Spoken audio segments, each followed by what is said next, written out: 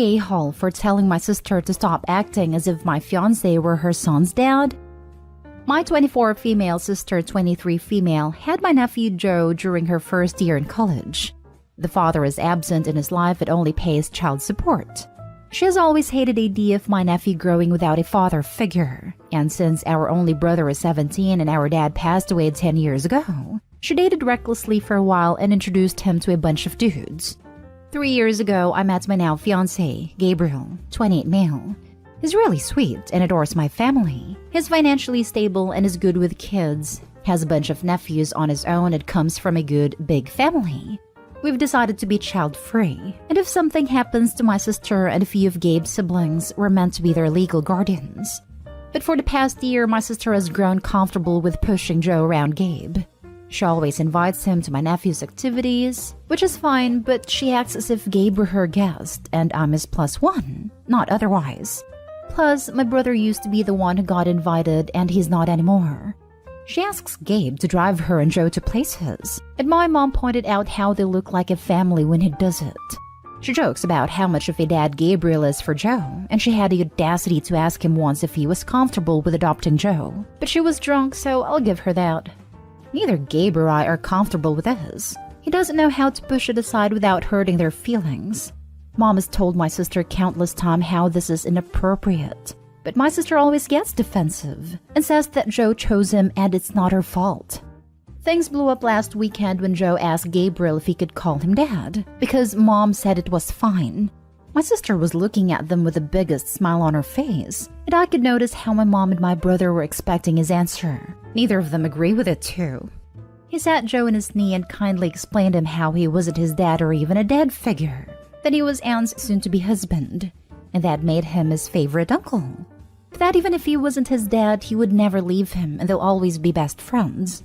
Joe, being the sweet kid he is, laughed and smiled and said that it was okay. Then he ran to the living room to play with something. I think the situation resolved itself just fine, but my sister didn't like it and started to fight with us. My mom kept telling her to shut up, but she was saying things like, "What's wrong with you two? How can you say no to a little kid? He sees you as a father, so you should be proud of that." I had enough. But I told her that Gabriel wasn't Joe's dad, and that she needed to stop acting as if he was because it was honestly embarrassing. She called me a selfish C-word and said that I was jealous of her kid. I just rolled my eyes and we decided to leave after her. She later sent me a text saying that it was best if we step out of Joe's life for a while, or we will end up confusing him because he doesn't understand that Gabriel is not daddy. But as far as I could see, he got it pretty well. Edited to Ed, I'm sorry. I didn't mean to say that we're already Joe's legal guardians, but if something happens to my sister, and we hope it never does, we'll be taking care of him. Also, my sister is not right. I agree with that, but I doubt she ever gets violent. Now for the top comments. Not a haul, but you know your sister wants your fiancé, right? This right here. Sister is absolutely going to try to get fiancé to dump OP, if she hasn't already. As far as I know, she has never tried something like that. Neither my mom, Gabe, or I think that my sister might be emotionally interested in my fiancé. She only wants him as my nephew's father, but I don't think she's in love with him or something like that.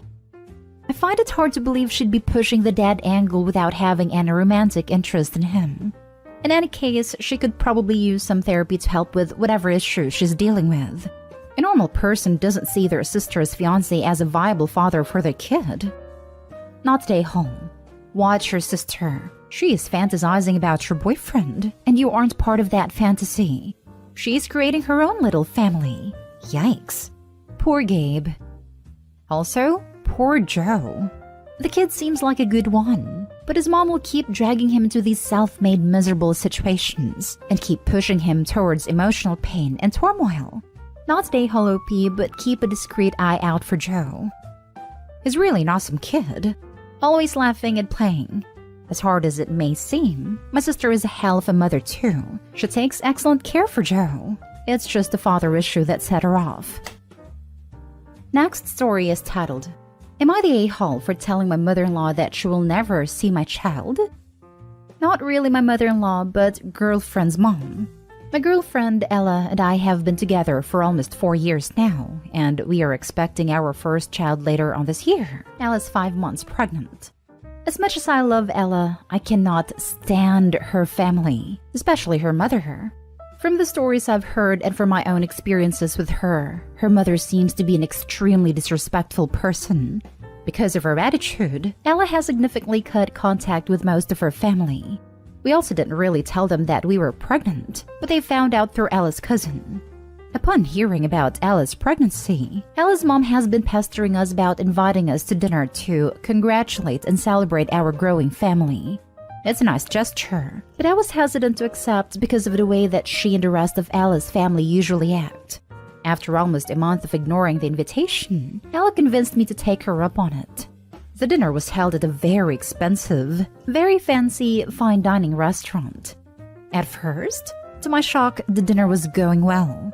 Ella's mom apologized for her past behavior and stated that she wanted to be a good grandmother moving forward. Her sister also offered support in the form of babysitting, old baby clothes, etc.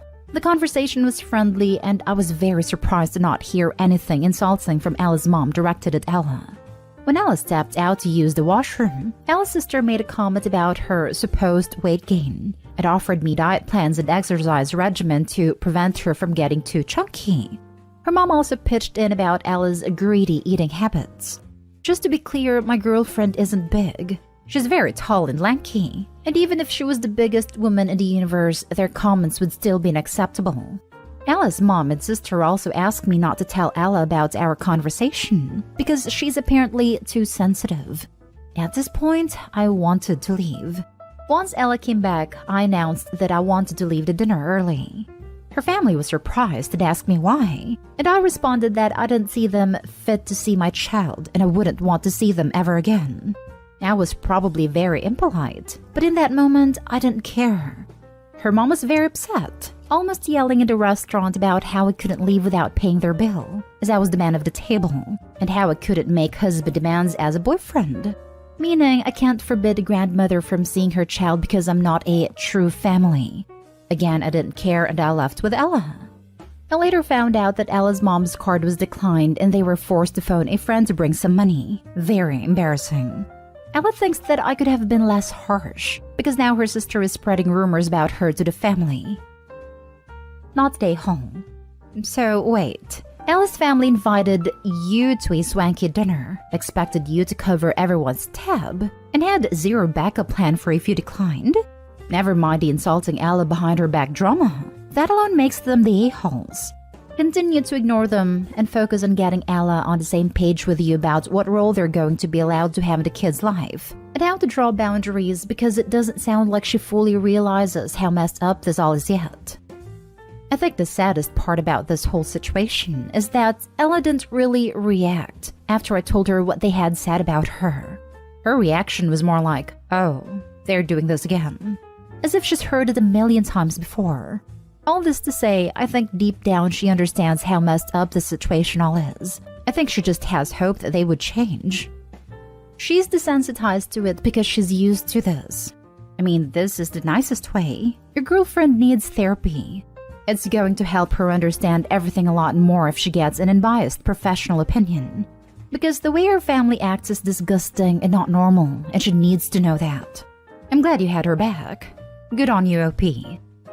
She's already in therapy, and she's working on herself, don't worry. Not stay home. So she invites you to dinner and then expects you to pay. That's rich. Sounds like Karma also joined that dinner party. Not even just a normal dinner. It was a proper, posh restaurant.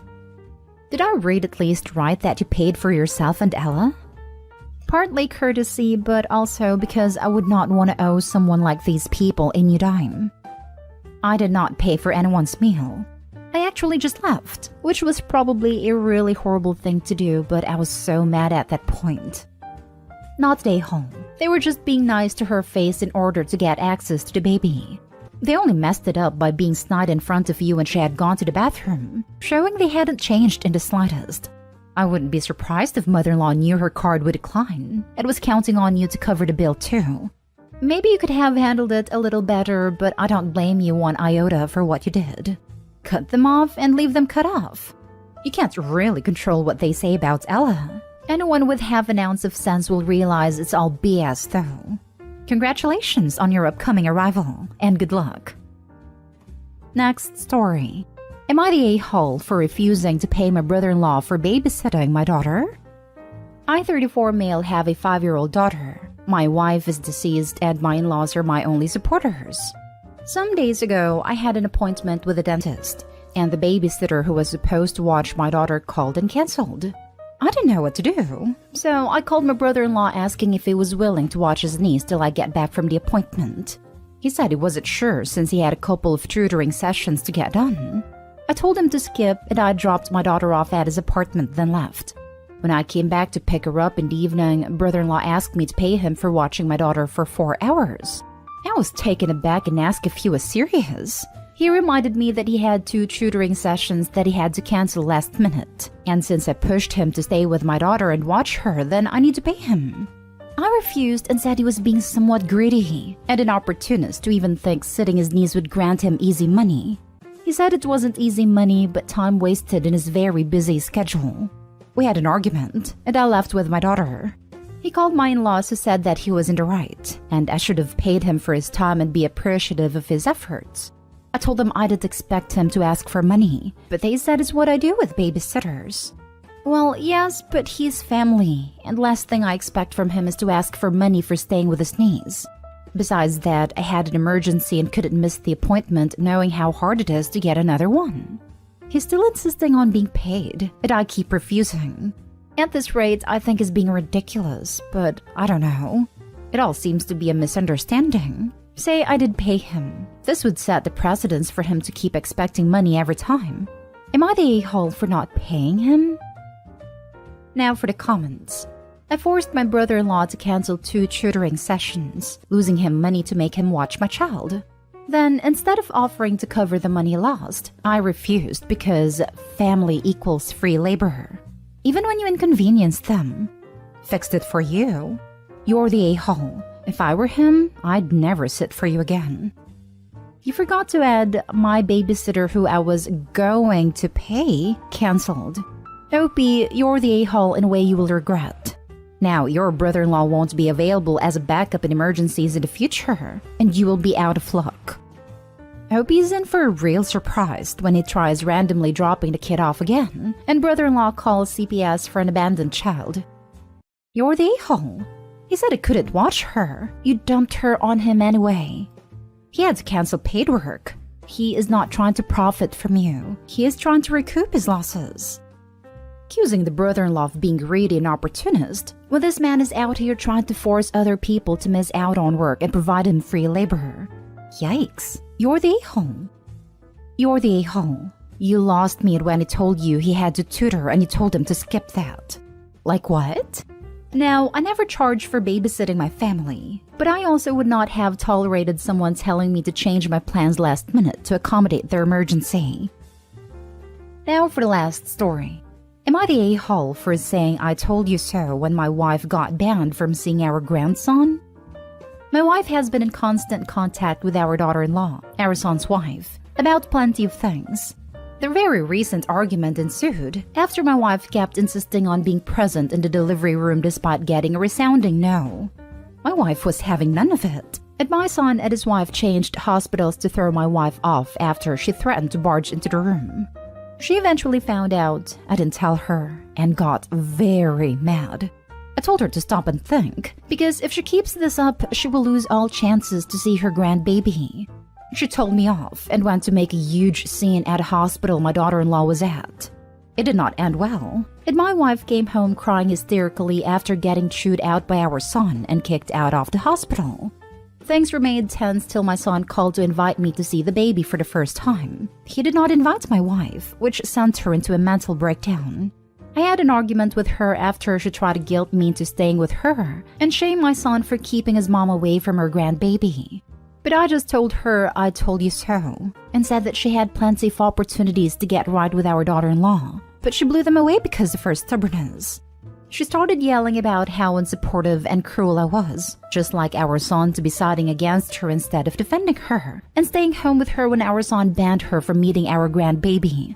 I went anyway, and she kept arguing about me taking the wrong side instead of defending her. I feel bad for her, but at the same time, I think that she was being irrational and made this a competition, despite knowing how our son and his wife felt about her behavior. Not stay home. I'd consider a divorce over this, to be perfectly honest. I mean, honestly, she has effectively ruined all future holidays. What the hell? Your wife is being so irrational here, I'm a little worried for her.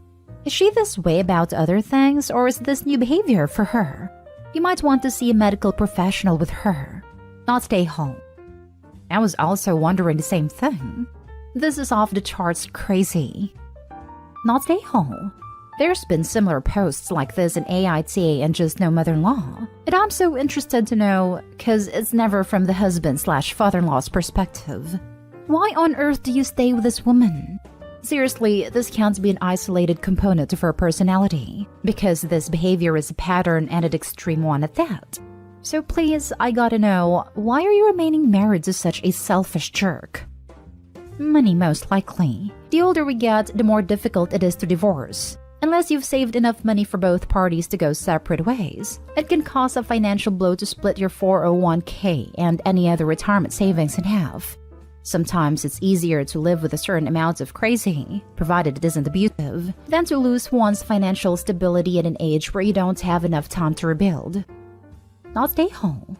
I actually want to say thank you, because there are many husbands who would have thought that having their wives back meant going along with her badass crazy, and you are an example of how that simply isn't the case. Your wife is abusive to your daughter-in-law, and you refuse to play a part in that, so thank you. You raised your son well, because he had his wife's back when she was in a vulnerable position, and you had your wife's back by telling her she was being an a-hole when she needed to hear it, even though it didn't make a difference. Bravo, OP!